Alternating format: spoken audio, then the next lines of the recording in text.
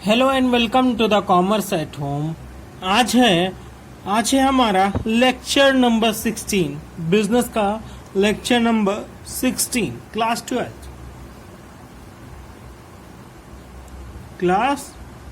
12, जिसमें हम पढ़ने वाले हैं। चैप्टर है हमारा मैनेजर।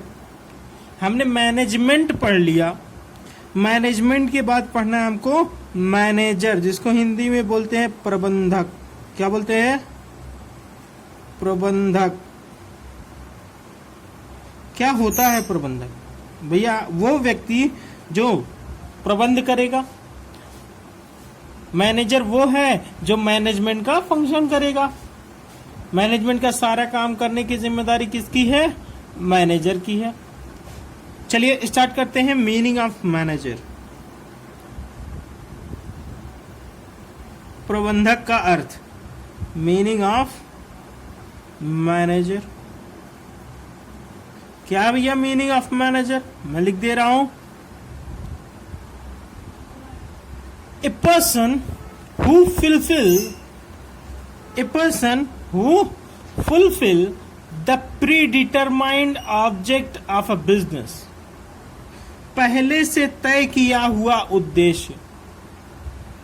एक ऐसा व्यक्ति जो क्या पूरा करेगा? हमने एक उद्देश्य तय किया है बिजनेस का।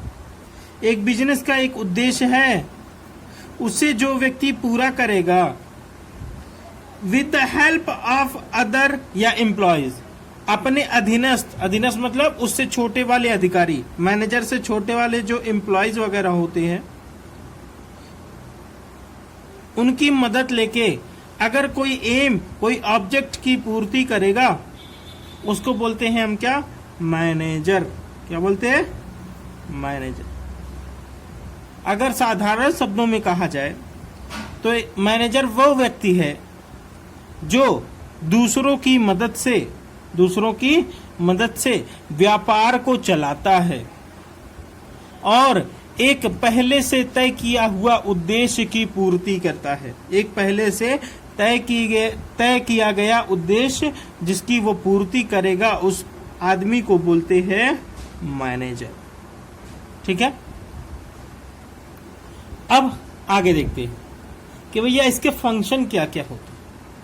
Functions of manager. चलिए देखते हैं।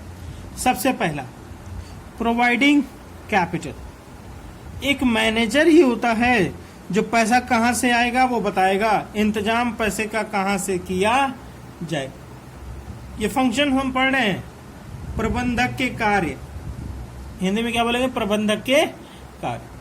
कि वो पूंजी की व्यवस्था कराए। दूसरा, भैया आदमियों की, एम्प्लॉयज की या लेबर्स की व्यवस्था कराए। तीसरा, इस्टेब्लिशमेंट ऑफ ऑफिस, भैया ऑफिस कहाँ बनेगी ये डिसाइड करे और जल्दी से ऑफिस कराए। दूसरी बात, अवेलेबिलिटी ऑफ मशीन या रॉ मटेरियल एटसेट्रा, भैया वो क्या करे? रॉ मटेरियल लेके आए तभी फैक्ट्री में काम हो सकता है, और मशीन लेके आए जिसके थ्रू प्रोडक्शन होगा। वो मशीन की अवेलेबिलिटी चाहिए हमको, रॉ मटेरियल की अवेलेबिलिटी चाहिए हमको। तो वो किसका काम है? मैनेजर की जिम्मेदारी है कि ये सब काम देखें। अच्छा, बिजनेस रिलेशन, बाहरी लोगों से रिलेशन बनाए। बिजनेस का बाहरी लोगों से रिलेशन बनाए। अच्छा, इसके साथ साथ कुछ और कार्य है, जैसे कि मोटिवेशन। छठवां है हमारा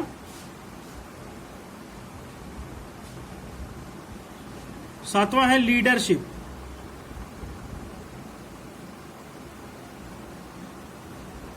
है ना भैया? मोटिवेट करे, लोगों को प्रेरित करे। क्या करे? प्रेरित करे कि आप अच्छे से काम करेंगे तो हम आपको और बोनस देंगे, अच्छे से काम करेंगे हम आपको कमीशन भी देंगे, जितना प्रॉफिट होगी थोड़ा थोड़ा सैलरी बढ़ाएंगे। लोगों को मोटिवेट करता रहे ताकि वो काम में लगे रहें। अच्छा, मान लीजिए सैलरी नहीं बढ़ा सकता तो उसकी कुछ सर्विस प्रोवाइड करे ताकि वो और खुशी से काम कर सके। दूसरा, नेतृत्व करे, लीडरशिप। भैया आप मैनेजर साहब आगे आगे, बाकी लेबर सब पीछे पीछे। मैनेजर साहब आगे आगे जो काम कहेंगे वही सारे एम्प्लॉयज काम करेंगे पीछे से। ठीक है, जितना भी काम वो कहते जाएंगे वो वैसा करते जाएंगे, क्योंकि ये मैनेजमेंट का फंक्शन करता है मैनेजर। जैसे जैसा मैनेजर कहेगा वैसा वैसे उसके एम्प्लॉयज लोग करेंगे। ठीक है। अच्छा, 8वां क्वालिटी कंट्रोल। आप सारा काम करिए बट क्वालिटी गिरनी नहीं चाहिए, क्वालिटी गिरनी नहीं चाहिए गुड्स की। अच्छा, क्वांटिटी पे भी ध्यान रखना है। एक मैनेजर का काम है कि कितनी क्वांटिटी बने, इस पे भी ध्यान रखे। क्यों? क्योंकि भैया जितनी डिमांड होगी उतना ही हम प्रोडक्शन कर सकते हैं, वरना हमारा सामान खराब हो जाएगा, हमारा सामान खराब हो जाएगा। इसमें क्या होना चाहिए? बैलेंस होना चाहिए। क्या होना चाहिए? इन दोनों में बैलेंस होना चाहिए। अच्छा, एक और बात 10वां है फंक्शंस ऑफ मैनेजमेंट। इनके साथ साथ मैनेजमेंट का सारा फंक्शन करना चाहिए, जैसे कि प्लानिंग, कोऑर्डिनेशन, है ना, कंट्रोल, ये सारा काम कौन करता है? Function of management.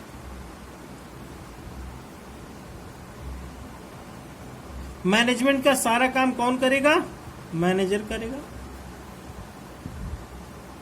जैसे कि प्लानिंग,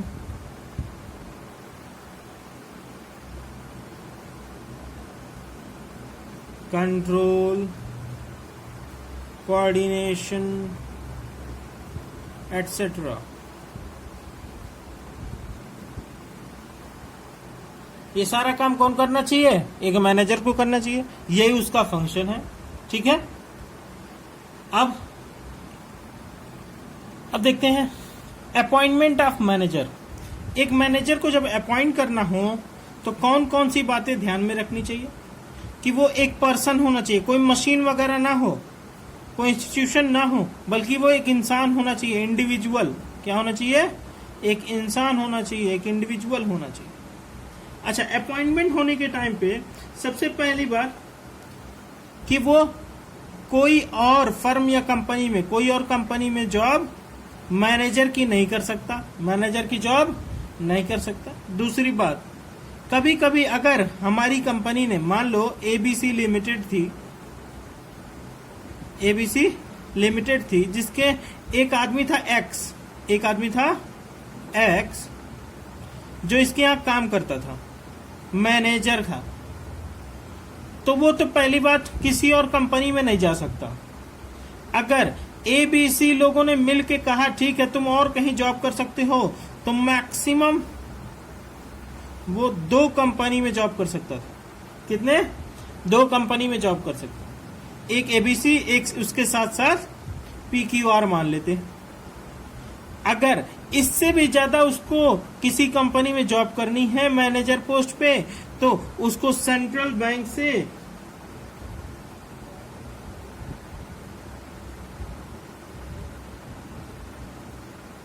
सेंट्रल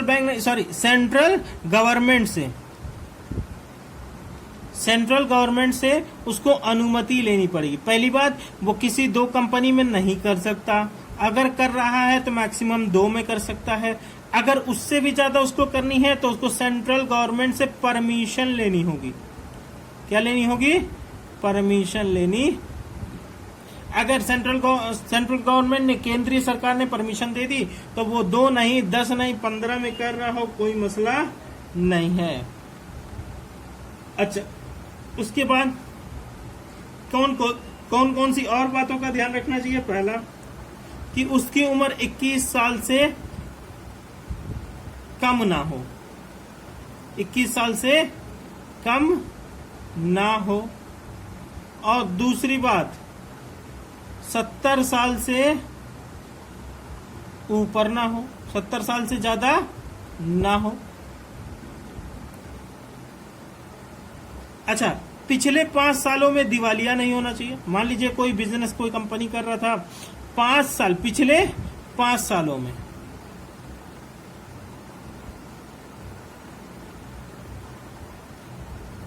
व्यक्ति दिवालिया नहीं होना चाहिए। व्यक्ति क्या नहीं होना चाहिए? दिवालिया नहीं होना चाहिए।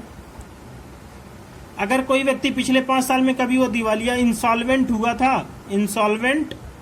हुआ था तो उसको मैनेजर की पोस्ट 5 सालों तक नहीं मिलेगी। जिस दिन वो दिवालिया हुआ तब तक वो उसके 5 सालों तक वो मैनेजर कभी बन नहीं सकता। अच्छा, इसके साथ साथ 2 कंडीशंस और हैं। कोई भी क्रेडिटर का पेमेंट पिछले 5 सालों में, 5 इयर्स में, लास्ट 5 इयर्स, पिछले 5 सालों में वो ड्यू नहीं होना चाहिए, बकाया नहीं होना चाहिए। कोई आदमी जो मैनेजर बनने जा रहा है उसके बारे में ये पता करना पड़ेगा कि कहीं पिछले 5 सालों में इसने कोई पैसा बकाया तो नहीं किया है, कोई लेनदार का, कोई क्रेडिटर का। अच्छा, एक कंडीशन ये भी कि 6 महीने की जेल ना हुई हो, 6 महीने से ज्यादा की पिछले 5 सालों में, पिछले 5 सालों में, पिछले 5 सालों में अगर कोई कोर्ट उसने, चाहे डिस्ट्रिक्ट कोर्ट, चाहे स्टेट की कोर्ट, हाई कोर्ट जिसको बोलते हैं, सुप्रीम कोर्ट बोलते हैं, अगर उसको जेल दी गई है 6 महीने से ज्यादा की, 6 महीने से ज्यादा की, तो उसको हम मैनेजर अपनी कंपनी में नहीं रख सकते, रखना भी नहीं चाहिए, डिफॉल्टर होगा। दूसरी बात, अगर सेंट्रल गवर्नमेंट चाहे तो इन सारी कंडीशन को निरस्त कर सकती है, खत्म कर सकती है। किसी एक व्यक्ति के लिए अगर उसने अप्लाई किया कि अब मैं ऐसा कुछ नहीं करूंगा, ऐसी कोई गलती नहीं करूंगा, अगर सेंट्रल गवर्नमेंट ने कहा ठीक है तुम गलती नहीं करोगे, चलो एक बार हम तुम्हें माफ करते हैं, तो वो निरस्त कर सकती है। चलिए अब देखते हैं qualities for a successful manager. अगर किसी को एक सक्सेसफुल मैनेजर बनना है तो उसमें कौन कौन सी क्वालिटी होनी चाहिए? पहली बात, वो एजुकेटेड होना चाहिए और मैनेजिंग स्किल होनी चाहिए उसके पास, बिजनेस को चलाने की स्किल। अच्छा, मैनेजिंग एबिलिटी क्या होती है? जैसे कि कंट्रोल करने की, सब पे नियंत्रण रखने की, है ना, कोऑर्डिनेशन, सब में समन्वय करने की, ये सब क्या है? मैनेजिंग एबिलिटी में आता है। उसको मैनेजिंग करना आना चाहिए, एक बिजनेस चलाना आना चाहिए। बिहेवियर, उसका स्वभाव कैसा हो? उसका स्वभाव अच्छा होना चाहिए लोगों के साथ, चाहे वो छोटा एम्प्लॉय हो चाहे वो बड़ा एम्प्लॉय हो, सबके साथ स्वभाव उसका अच्छा होना चाहिए, किसी के साथ भेदभाव नहीं होना चाहिए। लीडरशिप, नेतृत्व करने वाला होना चाहिए। अगर किसी से कुछ गलती हो जाए तो उसको बताए कि ये काम ऐसे किया जाना चाहिए। उसके पास एक्सपीरियंस होना चाहिए, ज्यादा से ज्यादा एक्सपीरियंस होना चाहिए। डेडिकेटेड टू प्रोफेशन, पैसे के प्रति समर्पण, हिंदी में क्या बोलते हैं? पैसे के प्रति समर्पण। डेडिकेटेड टू प्रोफेशन, भैया सारा काम छोड़ के सबसे पहले वो अपने प्रोफेशन पे ध्यान देता हो, अपने प्रोफेशन को बहुत सीरियसली लेता हो, बिल्कुल मजाक में ना लेता हो। नॉलेज ऑफ टेक्नोलॉजी, जो नई नई टेक्नोलॉजीज आ रही हैं, जो नई आधुनिक तकनीक का ज्ञान। नॉलेज ऑफ न्यू टेक्नोलॉजी या मॉडर्न टेक्नोलॉजी, जो भी नई नई टेक्नोलॉजी, मशीन वगैरह चेंज होती रहती हैं, मशीन की और टेक्नोलॉजी अच्छी आती चली गई और हमको पता ही नहीं है, तो क्या हम प्रोडक्शन उस लेवल पे कर पाएंगे जिस लेवल पे सब कर रहे हैं? नहीं कर पाएंगे। इसलिए हमें टेक्नोलॉजी, मशीन वगैरह के बारे में जानकारी होनी चाहिए, तभी हम एक अच्छे मैनेजर बन सकते हैं। और बिजनेस का सबसे मेन पॉइंट, रिस्क बियरिंग, भैया जोखिम सही है, जोखिम लेने वाला व्यक्ति होना चाहिए। सबसे बड़ी बात बिजनेस की, अगर आप पैसा लगाए और आप सोचते हैं पैसा मेरा डूबे ना, तो आप अच्छे से काम करिए और ये सोच के मत चलिए कि भैया मेरा डूब नहीं सकता, ये डर के चलिए क्योंकि कभी भी पैसा बिजनेस में डूब सकता है। तो वो इतना हिम्मती होना चाहिए कि वो पैसा लगाने के बाद रिस्क बियर कर सके, वो सह सके उस रिस्क को। ठीक है, इसका रेमुनरेशन कितना होगा?